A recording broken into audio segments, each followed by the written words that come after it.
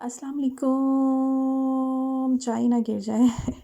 अस्सलाम वालेकुम जी, कैसे हैं आप सब लोग? उम्मीद करती हूँ सब बहुत अच्छे होंगे, बहुत खैरियत से होंगे और अपने घरों में खुशबाश होंगे। जिसने नाश्ता करना है आज ही मुझे जॉइन कर ले, और जो नाश्ता कर चुके हैं वो दोबारा जॉइन कर ले, मुझे कोई प्रॉब्लम नहीं है। जितना भी खा लो थोड़ा ही लगता है। चाय शाय पिएँ, सर्दियों में तो वैसे ही चाय की नीड ज़्यादा होती है। अच्छा जी, हम आज की बात करेंगे ब्लेस्ड फ्राइडे सेल के ऊपर, जो मैंने क्या ख़रीदा। और मैंने क्या ख़रीदा, मैंने कुछ भी नहीं ख़रीदा इनफैक्ट। और मैं गई actually, I am a kind of girl who is not actually purchase so much from shopping from sales, sorry. तो क्यों नहीं ख़रीद सकी या क्या ख़रीद सकी, ये मैं आपको आगे वीडियो में चल के बताऊँगी। यहाँ पर जी ये देसी घी है, और सर्दियों की तो सौगात होती है देसी घी, इसके बगैर तो गुजारा ही नहीं होता देसी घी में। देखिए माशाल्लाह माशाल्लाह कितना अच्छा लग रहा है। आप लोग भी निकालते होंगे अपने घरों में, सर्दियों का तो अहम जुज़ है जी।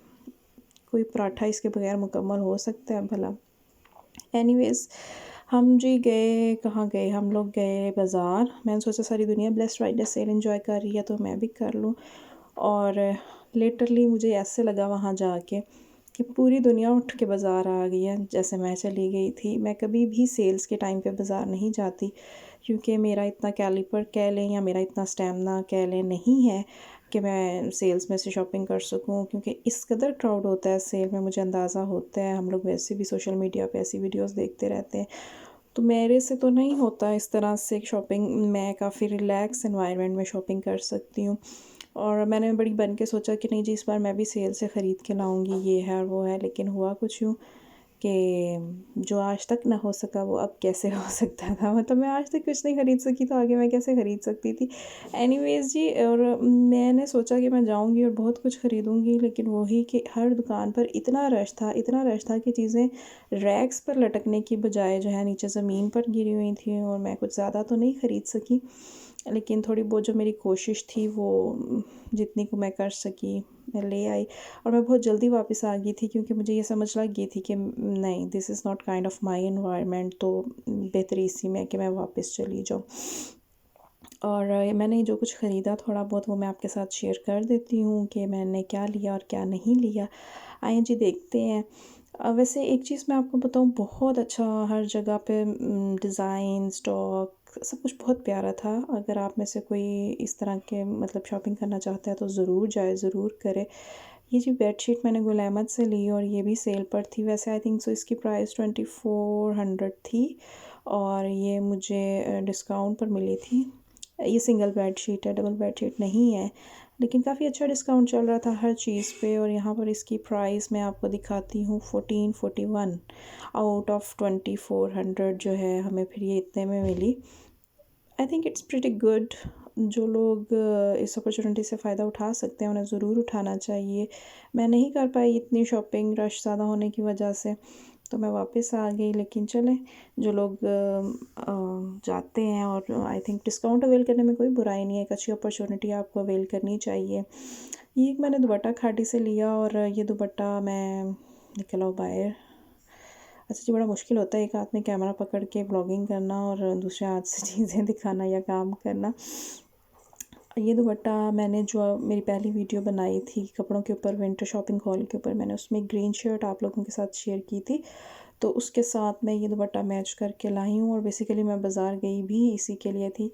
और यहाँ पे ये इसकी प्राइस है, अच्छा पूरी खाड़ी पर सेल लगी हुई थी, और मैं इसीलिए चली गई थी कि सेल में से कुछ रीज़नेबल मिल जाएगा। लेकिन एक ये वाला दुपट्टा था जिसके ऊपर सेल नहीं थी, बाकी पूरी खाड़ी पर सेल थी। और मैंने कहा व्हाट इज़ दिस यार, मतलब जो चीज़ मैंने ख़रीदनी हो वो क्यों नहीं सस्ती मिल सकती है, उस पर क्यों डिस्काउंट नहीं होता। उसके बाद जी मेरी बहन ने मुझे कहा कि मेरे लिए ट्राउज़र ले आना। अम्मी का भी एक मैचिंग करनी थी ट्राउज़र की, तो ये उसका एक ट्राउज़र। और काफ़ी रीज़नेबल थे ये ट्राउज़र, लाइमलाइट से ख़रीदे थे। ये इसकी प्राइस है। आई थिंक ये उसकी कोई शर्ट ऑलरेडी स्टिच्ड है, तो उसने उसके साथ इसको स्टिच करना है।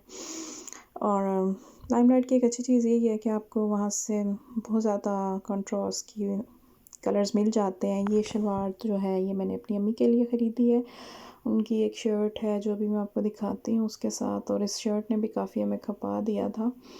और अम्मी थोड़ी वहमी सी हैं, तो उन्हें बिल्कुल एग्जैक्ट कलर चाहिए होता है, लेकिन ऐसा हो नहीं सकता। आपको हमेशा 19-20 का फ़र्क जो है वो मिलता ही है, और या तो फिर आप डाई करवा लें, लेकिन डाई में भी मुझे लगता है कि 19-20 का फ़र्क होता है। ऐसा बहुत रेयर होता है कि आपको एग्जैक्ट कलर मिल जाए।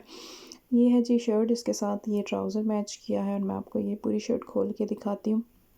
खदर की शर्ट है ये, और ये हमने ली कहाँ से ली थी, ये हमने निशात से ली थी, मुझे याद आया।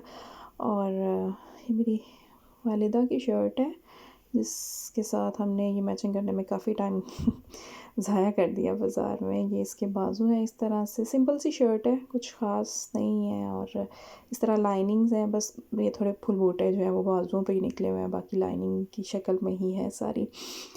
और जी क्या है, एक मैं आपको आगे जाके बताती हूँ।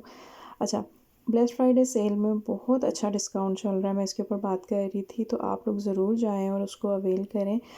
मेरे ख़्याल में कि ये एक बेहतरीन मौका होता है शॉपिंग करने का, और इतने अच्छे डिस्काउंट साल में सिर्फ इसी टाइम पर आपको अवेल होते हैं, और आपको इस मौके से भरपूर फ़ायदा उठा लेना चाहिए। मैं नहीं उठा पाई, वो एक अलग बात है। ओके जी, अब हम आ जाते हैं खाने की तरफ। खाने में हमने क्या बनाया, वैसे ये चावल मैंने नहीं बनाए, और ये काफ़ी मज़े के बने थे, शायद मैंने नहीं बनाए इसलिए।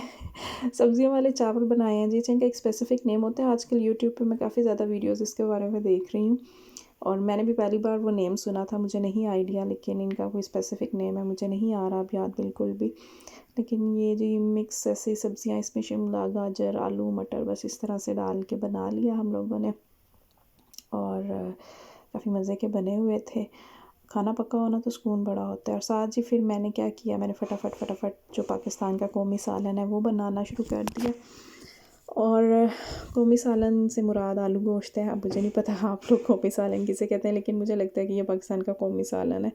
कुछ ना समझ में आए, और हर दावत का एक लाज़मी जुज़ भी होता है ये।